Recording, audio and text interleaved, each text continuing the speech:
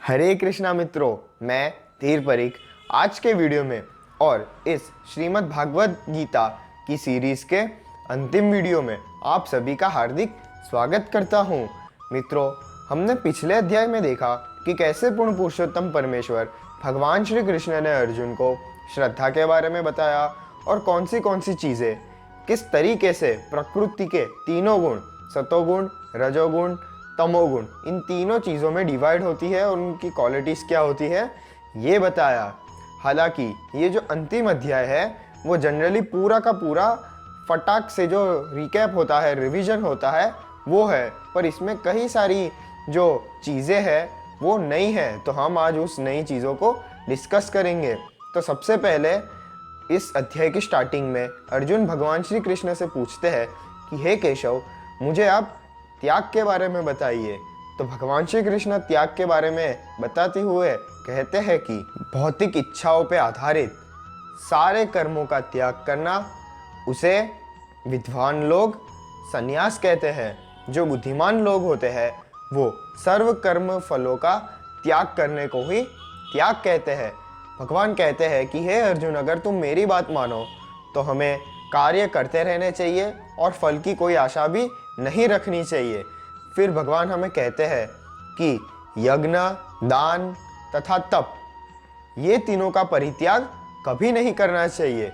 ये तीन जो रिचुअल्स है वो महान आत्माओं को भी शुद्ध करती है। फिर भगवान हमें कहते हैं कि निर्दिष्ट कर्तव्य का कभी भी त्याग नहीं करना चाहिए। और अब भगवान हमें जो सात्विक त्याग होता है, रजोगुणी त्याग होता है और तमोगुणी त्याग होता है, इन सब के बारे में बताते हैं। भगवान हमें कहते हैं कि जो मनुष्य इस संसार के कलेश से डर के अगर त्याग करता है तो उसे रजोगुणी त्याग कहते हैं। जो मनुष्य मोह के वश में आके त्याग लेना, उसे तामसिक त्याग कहते हैं। फिर भगवान हमें सात्विक त्याग के बारे में बताते हैं कि जो सात्विक त्याग है ना, वो सबसे उच्च स्तर का त्याग है। इस त्याग में जो भौतिक संग तथा भौतिक आसक्तियाँ, कर्म के फलों का मोह, इन सब का त्याग हो जाता है और जो मनुष्य होता है वो दिखाए गए कर्म और जो उसके नियत कर्म हैं उसको कर्तव्य की तरह समझकर उसका पालन करता है। ऐसे त्याग को सात्विक त्याग कहा जाता है। फिर भगवान आगे कहते हैं कि वैदिक शास्त्रों के अनुसार जो कर्म की सिद्धि है वो 5 कारणों से होती है। तो वो 5 कारण कौन से हैं भला? तो वो 5 कारण है शरीर, कर्ता, विभिन्न इंद्रिय, अनेक प्रयास और परमेश्वर। और इन पांचों का कारण जो होता है उनमें जो बल होता है वो बल इन 3 कारणों से होता है।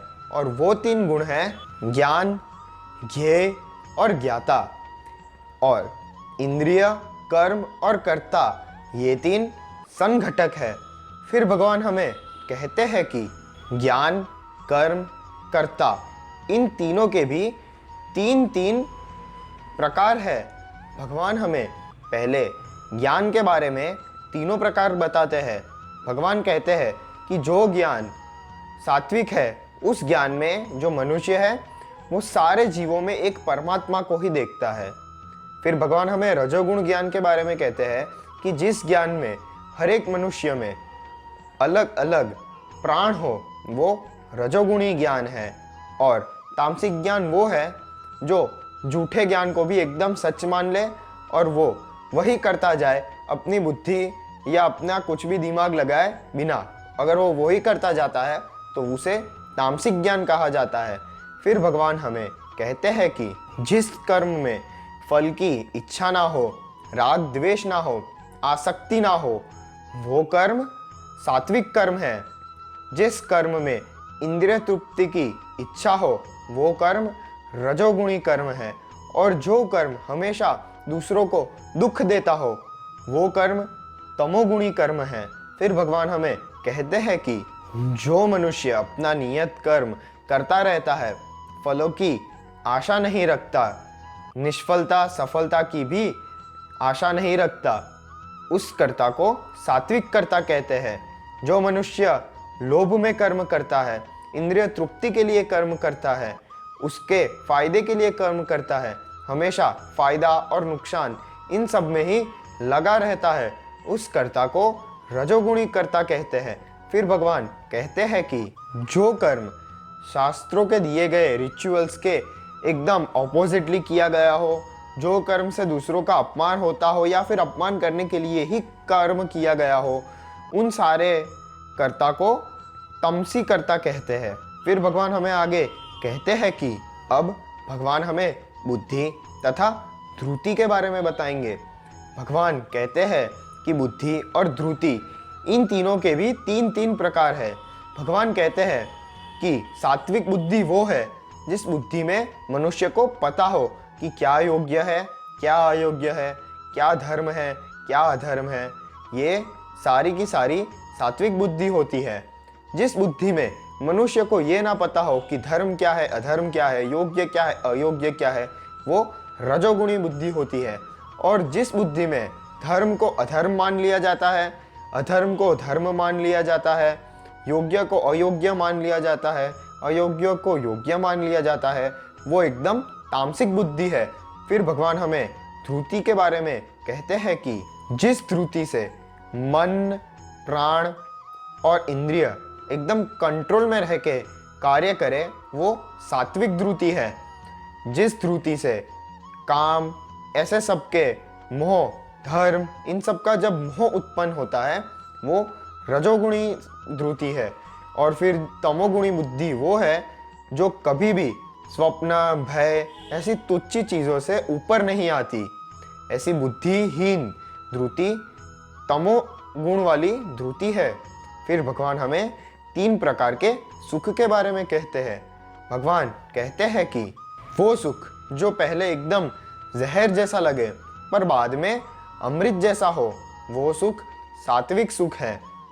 जो सुख इंद्रिय तृप्ति के कारण प्राप्त होता है, वो सुख रजोगुणी सुख है। और जो सुख आलस से भरा होता है, निंद्रा से भरा होता है, आत्म साक्षात्कार का तो एक पॉइंट भी नहीं होता, वैसा सुख तमोगुणी सुख है। फिर भगवान हमें कहते हैं कि पूरा स्वर्गलोक, धरती लोक तथा नरक लोक, इन तीनों लोकों में से चाहे वो देव हो, मनुष्य हो या असुर हो, उन पर भौतिक तीन गुण हैं, वो असर करते ही करते हैं। केवल एक भगवान श्री कृष्ण ही हैं जो इन गुणों के अधीन नहीं है, पर ये जो गुण है वो भगवान श्री कृष्ण के अधीन है। फिर भगवान हमें कहते हैं कि ये जो भौतिक तीन गुण हैं, उनके वजह से मनुष्य में भी चार वर्ग पाए जाते हैं। इन चार वर्ग में डिफरेंस होता है। तो वो डिफरेंस कौन सा है?